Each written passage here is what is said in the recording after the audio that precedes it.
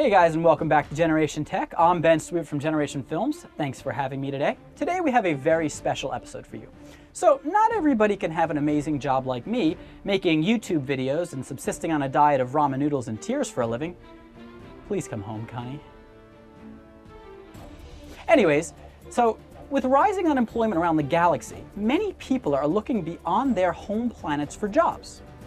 So today we're having a career fair where we have two representatives from very special intergalactic organizations here doing recruiting. So we have Ben.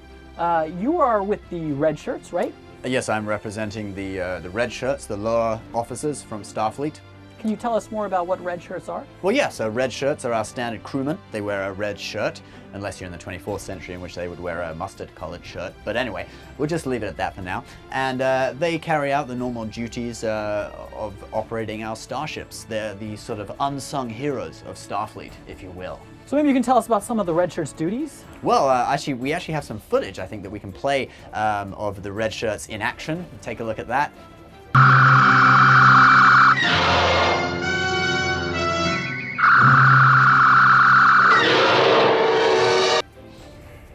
Looks like they're dying. Maybe slaughtered. Maybe just play the next clip there. That way, I never saw anything like. They're still dying. Well, you know, it is a hazardous job, but they're making an incredible contribution, and they get to explore the galaxy. And you get full access to Starfleet Medical. You get shore leave. It really is a very, very challenging and rewarding job. So enlist today. Okay.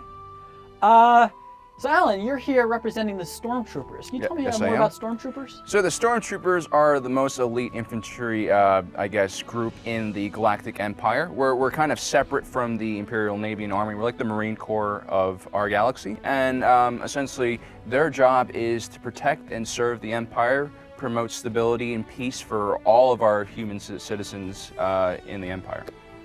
Okay, thank you. Ben, I'm going to go to you. You think you can tell us a little bit more about the goals of your organization?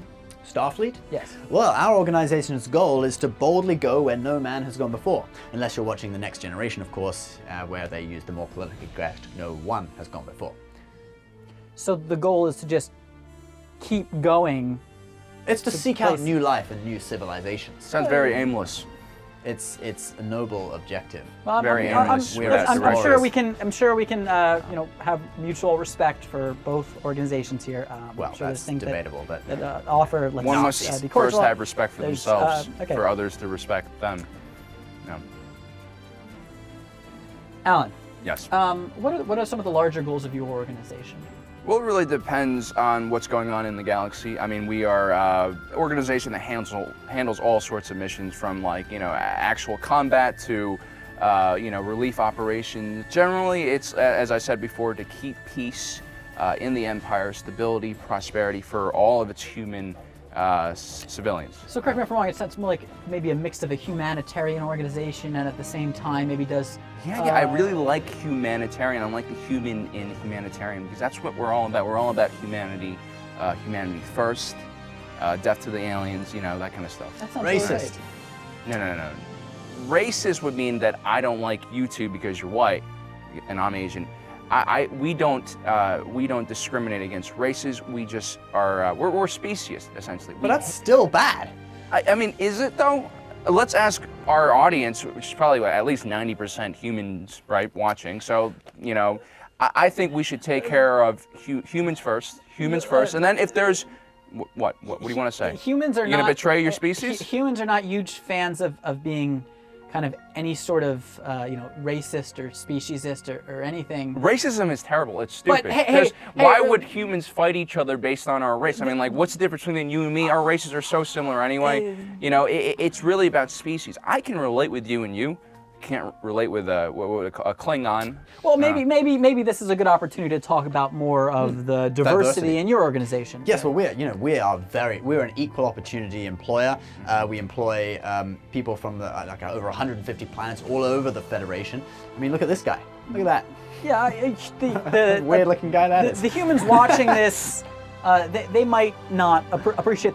I think they understand diversity. Your organization's very diverse. Very diverse. There's an opportunity, unlike in Alan's organization, to work with all sorts of different types of beings. Yes, we are. We are truly an enlightened future humankind. So how are the employees in your organization compensated for their labor? Oh, you mean the pay? The pay. Well, there's no money in the 24th century. Money doesn't exist in the 24th century. Communist.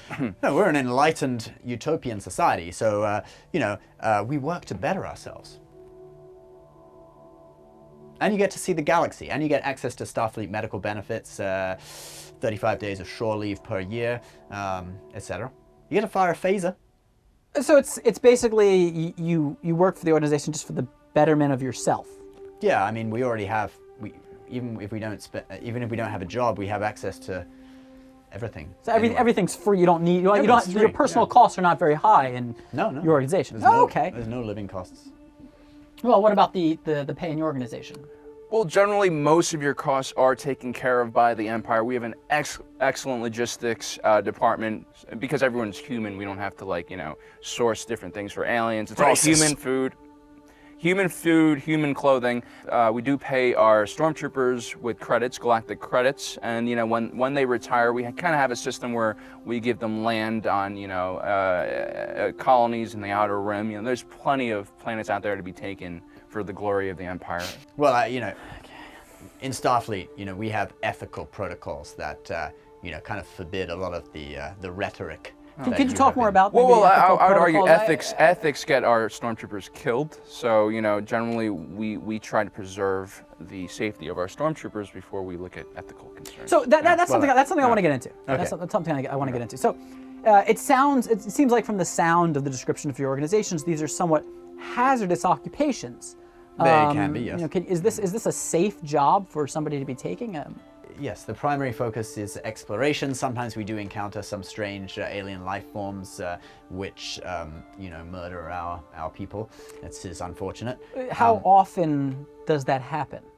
Well, I mean, most of the time. And generally our commanding officers don't get killed, but some of our red shirts or lower ranked officers do often encounter some trouble. Okay, it's a good answer. Yeah. So how about in your organization? It seems like they're always, the Stormtroopers are carrying weapons. They must be in hazardous situations all the time where their life is on the line.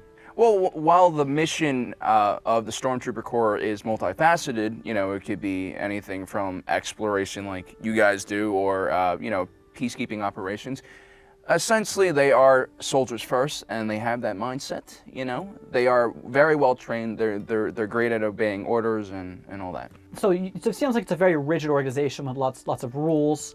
Rules keep you alive, man. Rules keep you alive. Yeah. Okay, that's Right. That's a good answer. But at the same we time, can't all just go around exploring and being doing science and all that kind of stuff. Would you say that your organization really kind of reinforces the cohesive unit, or is there room for individuality? Is there room for individuals to move up in the organization? There's all that built into the Stormtrooper Corps. It's basically a meritocracy. Unless if you have the Force, you get shot up to command right away. But besides that, yeah, it's a meritocracy. There's room for individuality as long as your other Stormtrooper brothers don't find any problems with that. They might report you if you're a traitor to the Empire. I mean, that is just our only rule. You cannot be a traitor to the Empire. Does that happen often? Generally no, actually. Generally no, because these Stormtroopers are trained from a very young age. They go through the Imperial Academy. I went through the Imperial Academy myself, and it's a great place where you don't make friends, but you meet acquaintances and political allies and so on. And we learn from very early on that work and friendship should be separated. So that's why we have very efficient, ruthless killing machines here in the Stormtrooper Corps.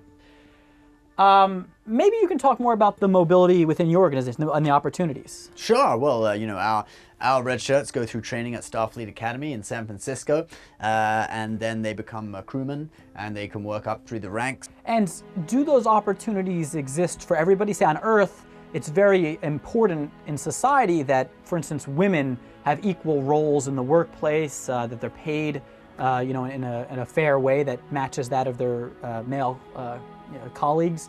Would you say you have those kinds of equal standards in the workplace? Well, like I said, money doesn't exist in the 24th century, so there's no gender pay gap. So how do you reward people? Well, we work how to do you- better ourselves, Alan, unlike the Empire, which works to crush and destroy Starfleet any Command resistance. suspiciously sounds like a millennial startup company based out of San Francisco. I'm just saying. Well, it is in San Francisco, yes. So have there been prominent women yes. rising in the ranks and employed there? Yes, of course. I mean, Admiral Janeway, who, when she was a captain, she led the Starship Voyager through the Delta Quadrant when it was flung out there by an alien out into the unknown regions of our galaxy. And of course, 7 of 9, who was rescued from the Borg and served on that starship. Wonderful officer, 7 of 9. I will conduct a comprehensive diagnostic of the aft sensor array. Why is she wearing a different uniform than the other employees? Why does she have a skin-tight bodysuit on? I like it. Oh, well, that was kind of like a medicinal suit while she was recovering from being a Borg. She was rescued from the Borg, and she had to wear that. It helped do something medicinal. I get it. It's for like trauma. Yeah, it was designed by the ship's doctor for her. Yeah. Was the doctor a male? Yes. Aha. Alan, are there prominent women stormtroopers as well? Well, I would say not only stormtroopers, but even in the high command. But if you look over here, you have the stormtrooper helmet. I mean, this is designed to basically unisex. cover. It's It's a gender unisex neutral, thing. I mean, isn't it? obviously, Yeah. we have some bustier women who might need modifications to their breastplate, but you know, more or less, you really can't tell who's behind the stormtrooper mask. Do you have women fighting on the front lines? Of course we do. We have as many women, I wouldn't say as many, but we have a considerable amount of women fighting on the front lines. Again, in the Empire, we don't care if you're a woman, a man, black, white, blue even. It's just as long as you're a human, you're good with us, you know, and loyal to the Empire. When you are hiring, what exactly do you look for in a prospective employee? Pre-Death Star 1, maybe we wouldn't let someone with a criminal history in. Post-Death Star 1, and especially after the Battle of Endor, I mean, basically, we're putting everyone in the suits. You know, we're probably even putting aliens in there. We didn't know about it, but, you know. See, no principles. We have Yeah. principles. Can't even follow We their have- own we have principles. okay? Their own Our racist, principles is to kick ass, fascist, okay? speciesist principles. Hey, at least I'm not a communist, okay? You can take your hippie-loving Starfleet and go explore all you want, but when it comes down to it, when the Klingons come, or the Yuzang Vong, okay, the Empire is here to save the day. Well, we already Hoorah. defeated the Klingons, actually. That's Well, no, the Klingons are back, aren't they? With the new CBS show, with the. that's not a Star I don't want to That's fight, not but a real Star Trek That's show. not a real Star Trek show. Alan, so as we come to a close here at this career fair, is there a final word you'd like to tell to the potential recruits to your organization? Yeah, if you're the type of individual who is self-motivated and want to improve their lives, maybe you're from a backwards planet where there aren't a lot of opportunities, the Empire is a great choice for you, especially if you're human. If you're not human, don't even bother. Yeah, and if you want to go see the galaxy, if you want to fire a cool blaster, maybe step on some indigenous people with a giant walking tank, the Empire's for you. That's all I gotta say. Thank you. Yeah. Ben, is there a final word you'd like to offer to these potential recruits? I certainly would. If you would like to be part of a utopian, enlightened future to boldly go where no one has gone before, enlist in Starfleet. And don't worry, if you're a family man, we'll put you on a Galaxy-class ship. You can bring your kids along to fight the Klingons. No problem. Thanks very Enlist much. today. So thank you for tuning in to our career fair. I hope you enjoyed it. Thank you to our two representatives for detailing the positive and negatives of their organization. and Humanity trying first. To recruit Racist. you. Speciest. Anyways, if you have a preference towards one organization or the other, please share down in the comments below. Additionally, if you have interest in learning more about hazardous occupations, please check us out at Generation Films, where we've made a video on the top 5 most dangerous jobs portrayed in film. Let me do the outro. I'm a big fan of early 21st century online entertainment. If you're watching this, you are Generation Tech. Okay. Was it good? I thought it was great.